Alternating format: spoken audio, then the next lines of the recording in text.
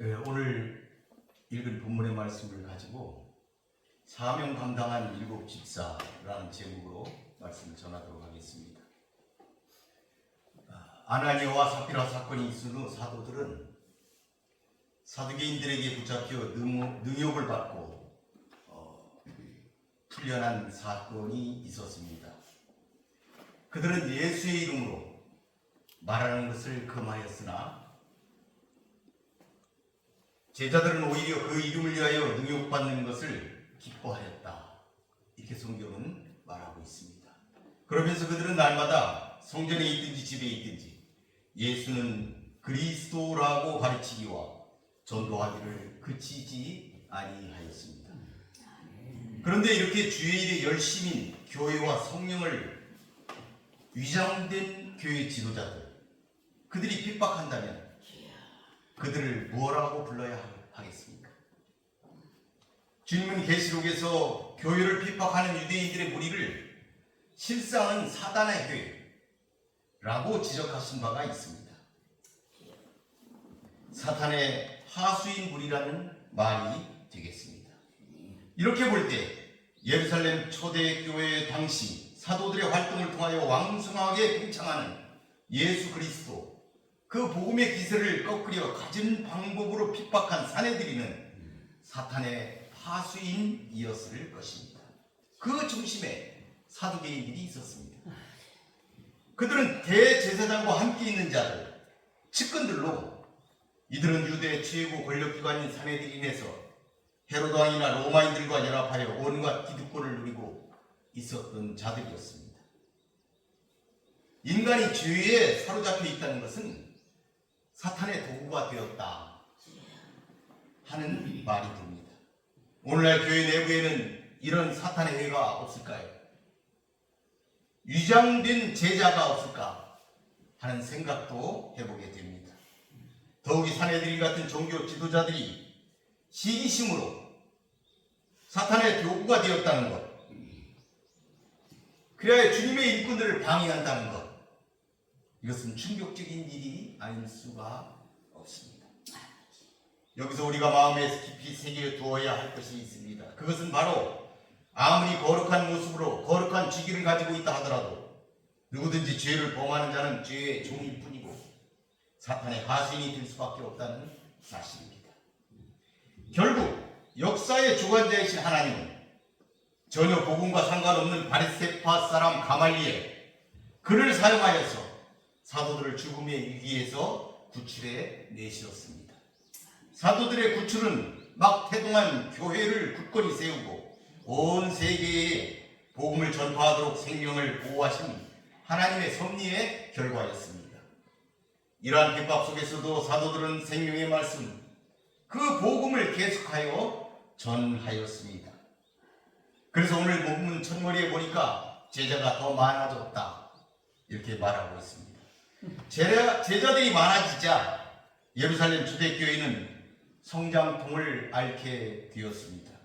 구제 문제로 헬라파 성도들이 히브리파 성도들을 원망하는 문제가 발생하게 된 것입니다.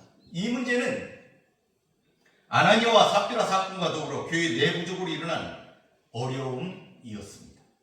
사도들이 이 사건을 통해 사역을 분담하게 되자 문제가 해결되고 교회는 다시 비약적으로 성장하게 되었다는 내용입니다. 심지어 교회에 제사장 무리까지 들어오게 되는 놀라운 일들이 일어났다고 본문은 말하고 있습니다.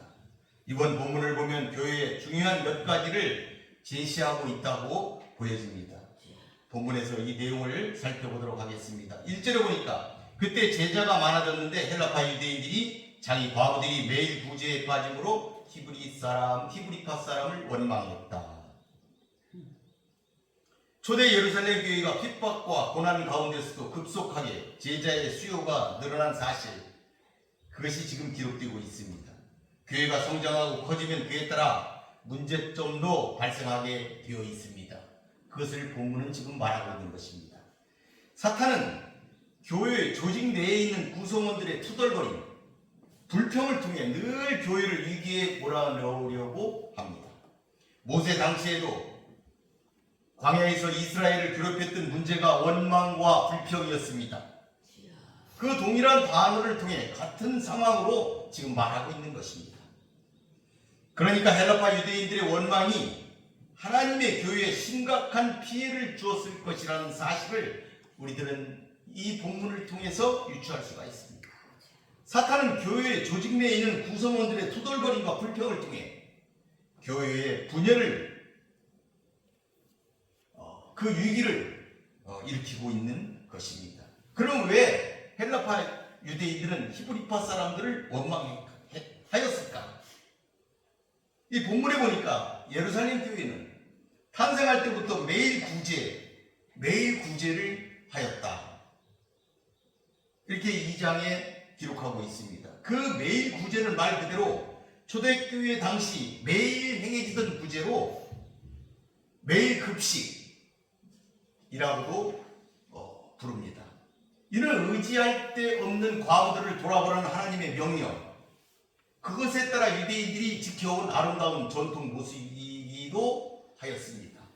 오늘날에도 우리나라 곳곳에서 교회나 단체에서 급식 봉사가 이루어지고 있지요. 같은 그런 급식 봉사가 아닌가 이렇게 볼 수도 있겠습니다. 그러나 불행하게도 헬라파 과부들은 언제부턴가 그 매일 구제, 급식에서 조금씩 제외되기 시작했습니다. 시간의 흐름에 따라 헬라파 유대인을 배제한 채 히브리파 유대인에게만 그 봉사가 집중되었습니다. 이것은 행정상의 비효율로 인하여 공동체 안에서 식량과 물품을 배급하는 데 실수가 발생했고, 이에 따라 원망이 발생한 것이다, 생겨난 것이다, 이렇게 볼 수가 있겠어요. 순전한 사랑 공동체였던 교회,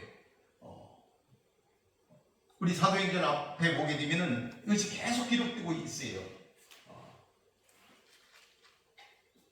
순수한 사랑 공동체였던 그 교회가 사소한 문제로 분열될 수도 있는 상황에 직면하게 된 것입니다. 여기서 헬라파 유대인들이란 팔레스타인 외 지방에서 태어나서 살다 예루살렘 교회에 정착한 디아스포라 유대인들, 그들을 헬라파 유대인이다 이렇게 부르고 있고, 성경에서 히브리파 사람들은 팔레스틴에서 태어나 살고 유대 풍습을 따르고 아람어를 사용하는 그런 사람들을 히브리파 사람이다, 이렇게 본성경이 지금 구분해서 말하고 있습니다. 히브리파 사람들은 디아스포라 유대인에 비해서 자긍심이 강했다, 이렇게 볼 수가 있습니다. 그렇지만 히브리파 사람이 자긍심이 강하다고 해서 멀리 타향에서 돌아온 자들을 무시했다 한 것은 아닙니다. 그러니까 그들을 무시해서 구제를 소홀히 했다 할 수는 없는 것이다. 우리가 이렇게 생각을 해보아야 하겠습니다. 그 차별이 아니고 행정착오였을 것이다, 우리는 이렇게 생각해 볼 수가 있습니다. 그러니까 구제 행정을 담당한 사람들이 헬라파 과부들의 어려움을 간과하고 그들을 구제하는데 소홀하였을 것이다.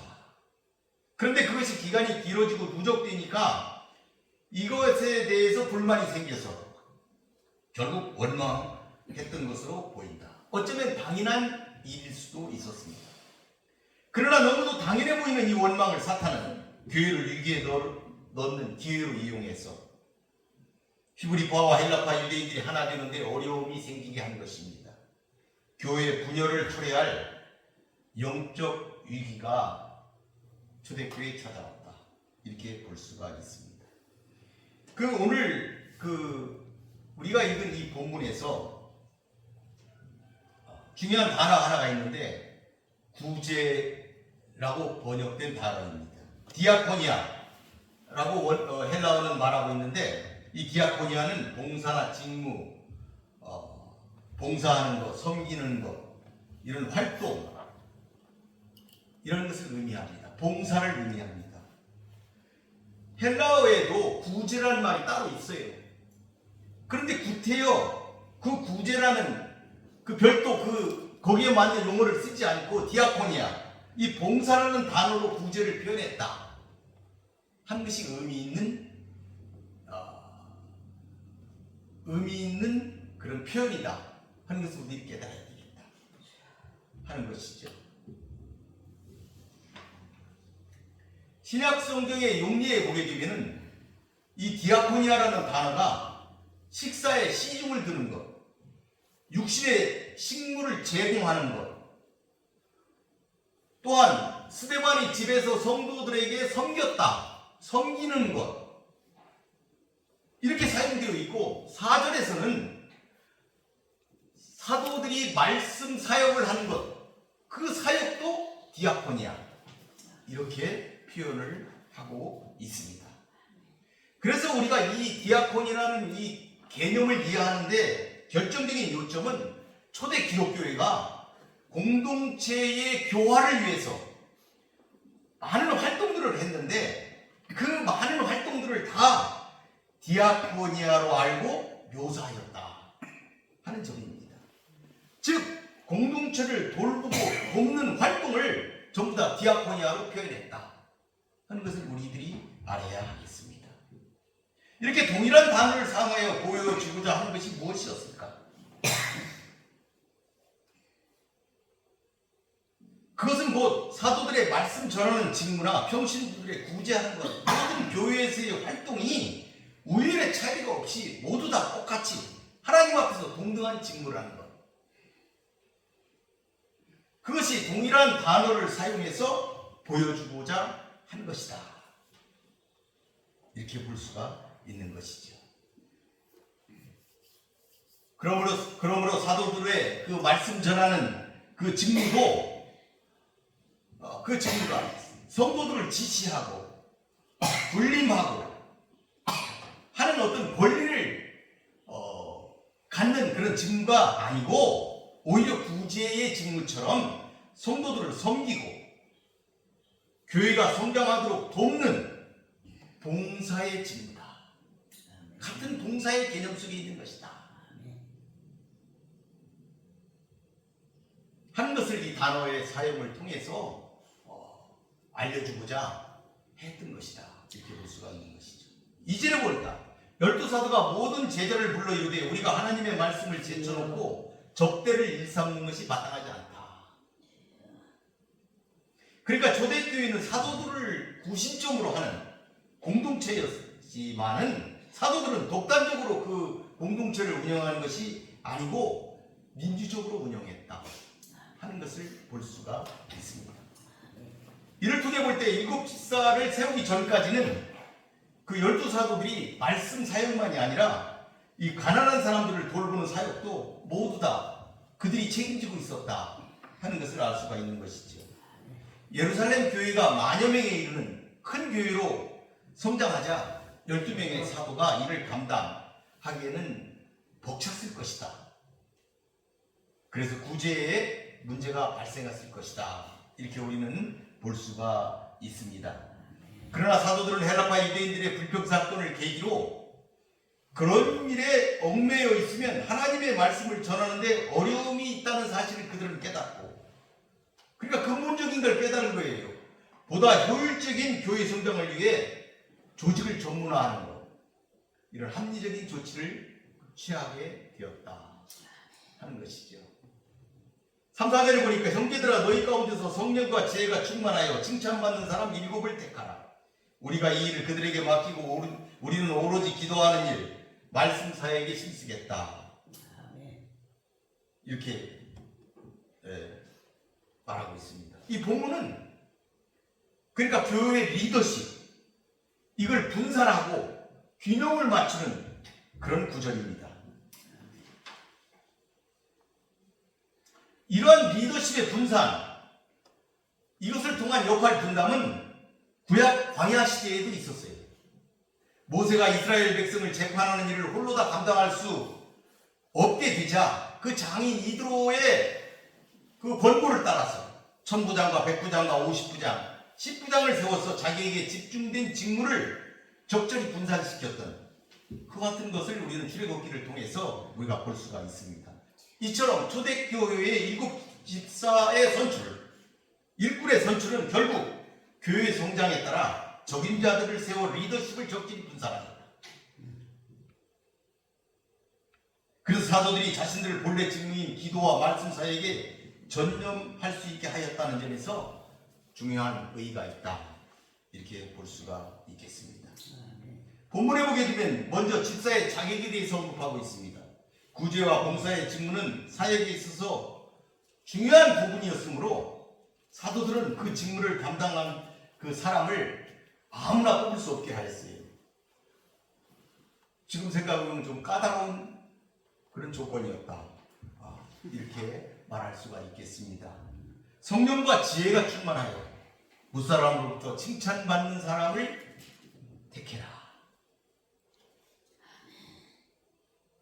또 그 사람들을 사도들이 독자적으로 뽑지 않고 모든 성도들의 투표로 뽑는 민주적 절차를 거침으로써 사도들의 사사로운 감정에 따라 직무를 부여하는 것을 막았다 하는 것을 볼 수가 있습니다.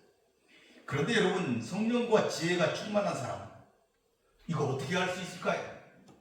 그런 사람을 뽑는 것은 지금도 어렵지요. 어떻게 그런 사람을 알고 뽑을 수 있을까요? 저도 이거 곰곰이 생각해 보았습니다. 그런데 예수님의 말씀이 생각났습니다. 그들의 열매로 그들을 알지니 가시나무에서 포도를 또는 엉겅퀴에서 무화과를 따겠느냐. 예수님이 그렇게 말씀하셨습니다. 선한 열매를 맺는 사람, 그런 사람이 인정받고 평판이 좋은 사람이 될 것이다 하는 점입니다. 이렇게 사도들은 접대하는 일, 즉 음식과 식사에 관한 구제 사역을 맡기기 위해 7을 택하게 하였습니다. 우리는 흔히 이들을 7 집사라고 부릅니다. 이렇게 사도들이 일을 처리하자 교회는 안정을 되찾게 되고 하나님의 말씀은 점점 왕성해지며 유대교의 중추 세력이라 할 수 있는 허다한 제사장의 우리까지 주의 말씀에 복종하는 등 놀라운 영적 부흥이 일어나게 됩니다. 이러한 사실은 오늘날 말씀 사역자로 부름받은 목회자가 가장 힘써야 할 바가 무엇인지 그것을 깨닫게 한다 알 수 있겠어요. 사도행전에 나타나는 초대교회의 모습은 모든 시대, 모든 교회의 모범이 될 수가 있습니다. 비록 문화와 상황은 달라도 초대교회가 보여준 원리들은 오늘날 목회 사역에 그들이 적용할 수 있고 또 그렇게 해야 한다 하는 점입니다. 오늘날 교회는 리더십이 너무나 목회자 개인에게 집중되어 있습니다. 행정과 봉사의 직무를 평신도 적임자들에게 과감하게 위임하고 교육자들은 기도와 말씀 사역에 보다 매진할 수 있게 될 때 하나님의 말씀은 왕성하게 될 것입니다. 교회는 큰 힘을 지속적으로 발하게 될 것입니다. 5절 6절에 보니까 온 무리가 이 말을 듣고 기뻐하였다. 그래서 믿음과 성령이 충만한 사람 스데반과 빌립, 브로보로, 나가노르, 디몬, 바메나, 니골라를 택하여 사도들 앞에 세웠다. 사도들이 그들에게 안수하고 그들을 일하게 하였다. 사도들의 지혜로운 제안을 받은 교회 공동체는 기쁘게 이를 받아들였습니다. 사역을 감당할 사람 7을 스스로 선택하였습니다. 사도들은 기도하고 고위급 사람에게 안수하여 봉사 직무를 맡게 했습니다. 이는 하나님께서 구원받을 자기 백성을 택하시는 것이나 예수님께서 12 사도를 택하신 것과 같은 모습이다. 교회가 7 집사를 세운 것, 이거 같은 것이다 이 말이에요.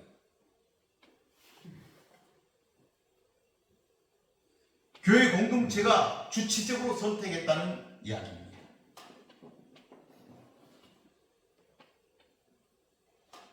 이는 오늘날 교회에서 말씀 사역 외에 구제나 재정 사역 등을 감당할 자를 세울 때는 교회 공동체가 주체적으로 선택해야 한다는 것, 그것을 교훈하고 있습니다.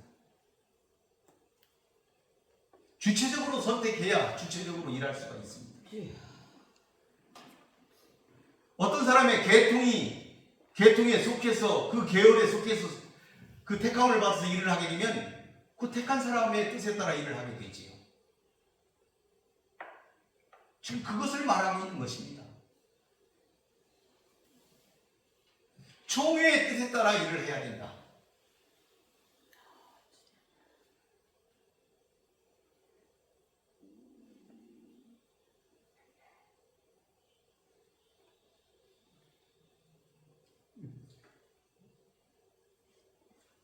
오늘 여기 보게 되니까 5절에 보게 되니까 우리 한글 성경의 표현을 이제 우리가 여러 번 보십시오.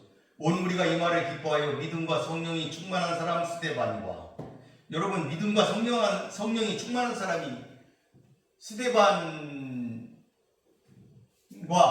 일곱 집사가 전부 다 우리 성경은 이게 믿음과 성령이 충만한 사람이 스데반부터 니골라까지인지 이게 잘 구분이 안 되는데 원어 성경을 보게 되면 이게 굉장히 분명하게 구분이 되어 있습니다. 스데반만 그게 묘사하고 있어요.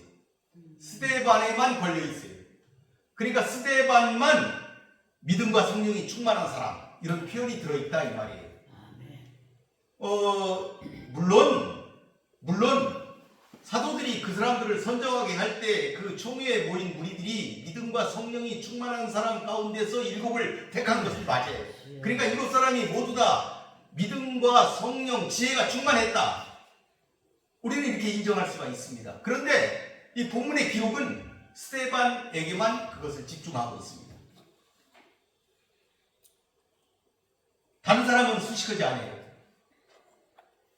그러니까 이 표현을 보게 되면은 그 중에서도 스데반이 좀 특출했다.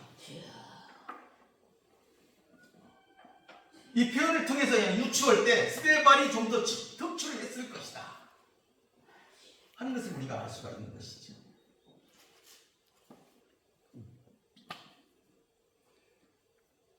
다음 장에 나오는 스데반에 대한 기사를 보게 되면 스데반은 7사람 중에서 영적으로 가장 뛰어난 사람이 분명했을 것입니다.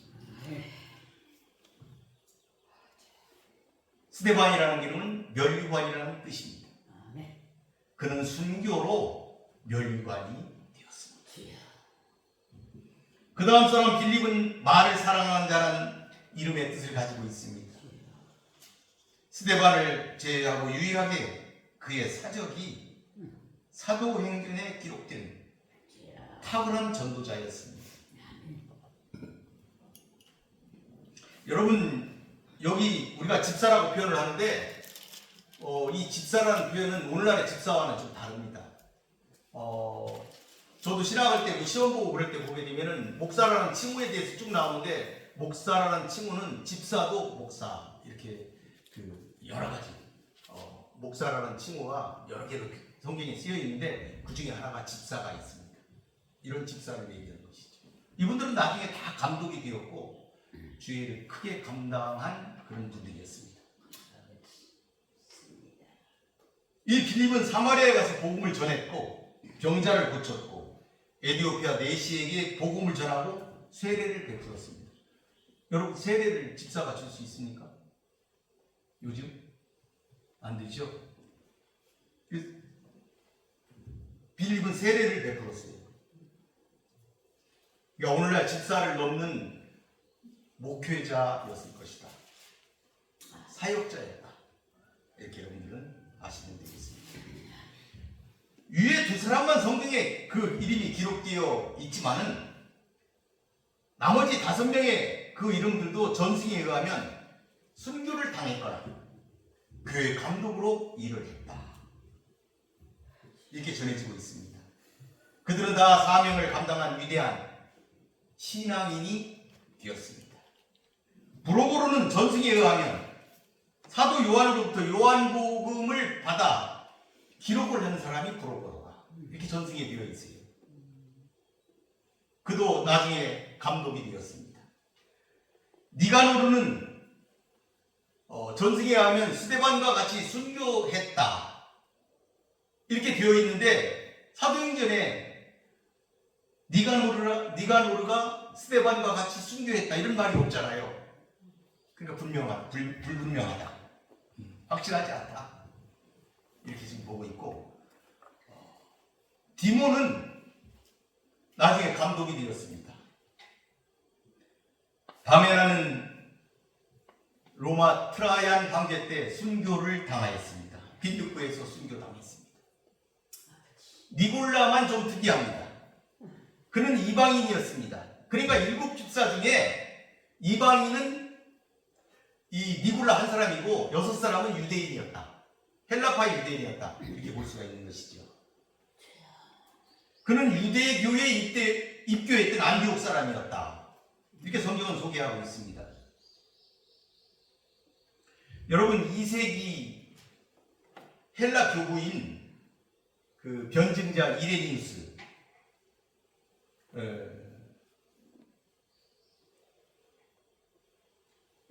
교부로 받들어지고 있습니다. 헬라 교부인데 폴리갑의 제자입니다. 여러분 폴리갑은 사도 요한의 제자죠. 그래서 폴리갑 보고 속사도라고 부릅니다. 사도 요한의 제자 폴리갑. 그 폴리갑의 제자 2세기 이레니우스 이런 분이 있습니다. 이단과 많이 싸웠습니다. 그 당시에 이단이 많이 일어났기 때문에 그들은 이단과 많이 싸워서 변증자다 이런 별명을 얻었지요.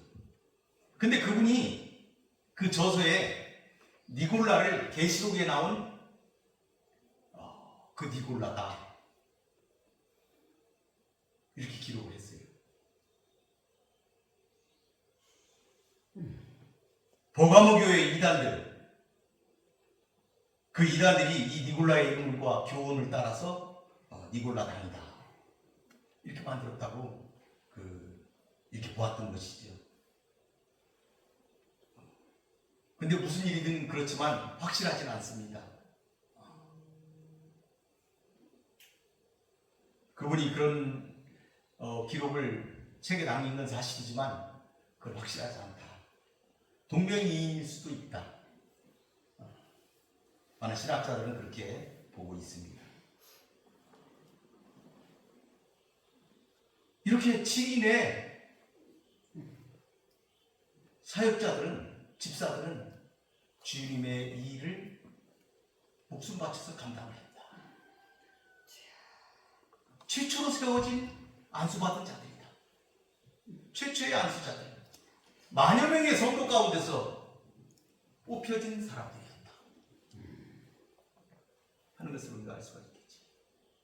실제로 보니까 하나님의 말씀이 점점 왕성하여 예루살렘에 있는 제자의 수가 더 심히 많아지고 허다한 제사장의 무리도 이 두에 복종했다. 사도들이 본연의 직무에 전념하면서 하나님의 말씀이 왕성해졌습니다. 제자들의 수가 많아졌다 이 말이죠. 어쩌면 당연한 일이었다 이렇게 볼 수가 있습니다. 본연의 업무에, 본연의 일에 집중했을 때 그 본연의 일들이 왕성해지는 것이죠.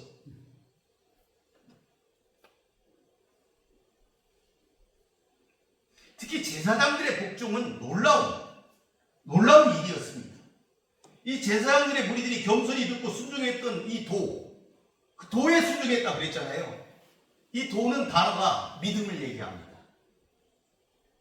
믿음에 순종했다, 복종했다 이 말입니다. 이 믿음을 따랐다 이런 얘기죠. 이 믿음이라는 것, 기독교 신앙 전체를 지금 얘기하고 있는 겁니다. 기독교 신앙의 전체 그 요체를 믿음이다 이렇게 표현해서 도라 이렇게 표현했던 것이죠.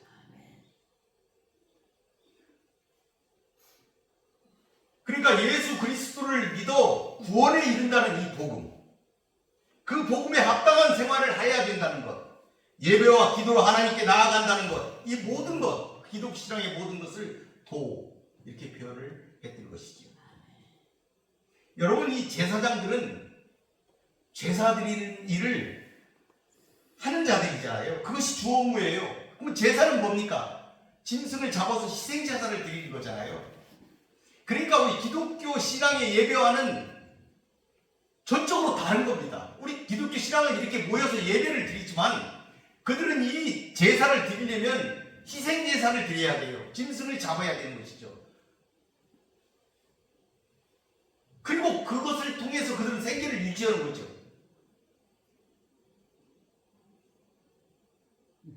그런 그들이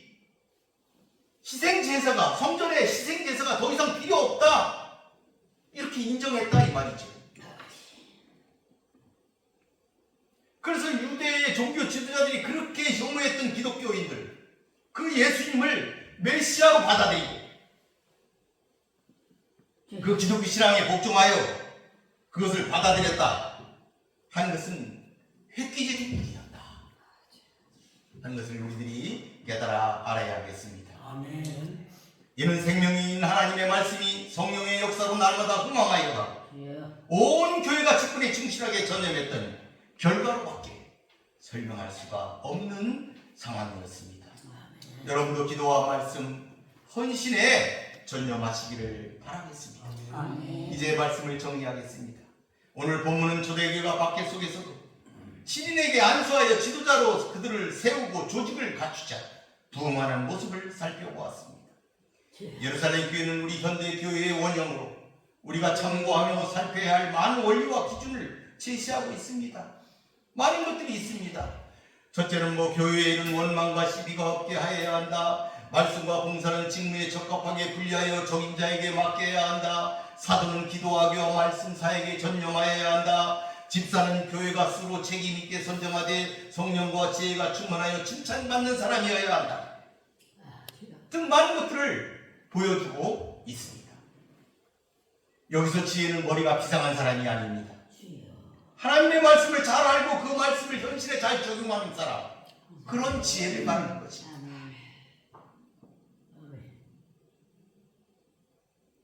이런 사람은 교회에서 평판을 통해서 할 수 있습니다. 소문이 난다 이 말입니다. 열매로 알 수가 있기 때문인 것입니다. 여러분, 일꾼은 일하기 위해서 사명이 있어 뽑은 사람입니다. 명예가 아닙니다. 하나님은 필요한 자를 부르시고 그에게 사명을 주십니다.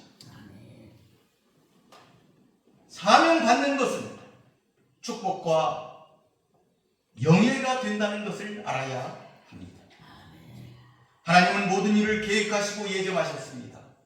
그리고 하나님이 계획하시고 예정하신 일은 반드시 이루어집니다.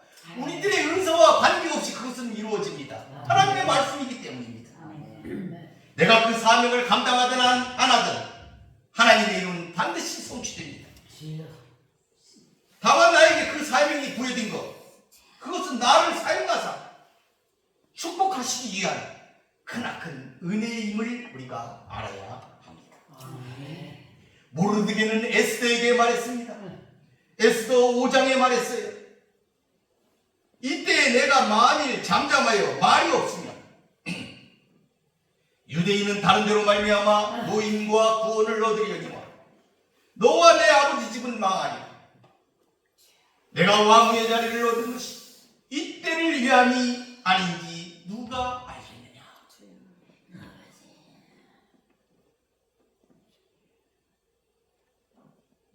오늘 주인의 집사들은 직분을 받고 그 사명을 목숨으로 감당하며 생명의 면류관을 받았습니다.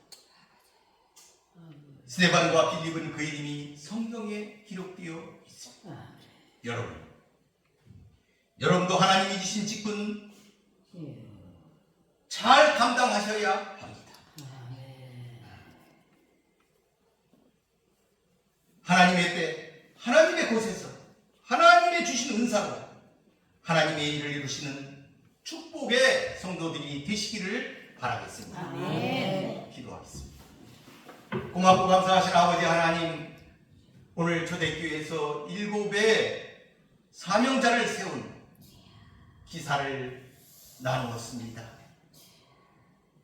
초대교회가 흥황하고 많은 제사장들의 우리들이 예수님의 도에 복종하는 놀라운 사건을 기록한 것을 우리들이 보았습니다. 우리 주 예수 그리스도의 말씀은 살아 역사하는 생명의 말씀임을 믿습니다. 우리 예수님은 말씀이심을 우리가 믿사오니 그 말씀을 따라 살아가는 우리 성도들이 되게 하여 주시옵소서. 이 땅에 교회가 되게 하여 주시옵소서. 그 일을 위하여 네. 신인의 사명자처럼 목숨 바쳐 헌신하는 사랑을 성도들이 될 수 있도록 주님 축복하여 주시옵소서. 아멘. 예수님의 이름으로 기도 올리나이다. 아멘.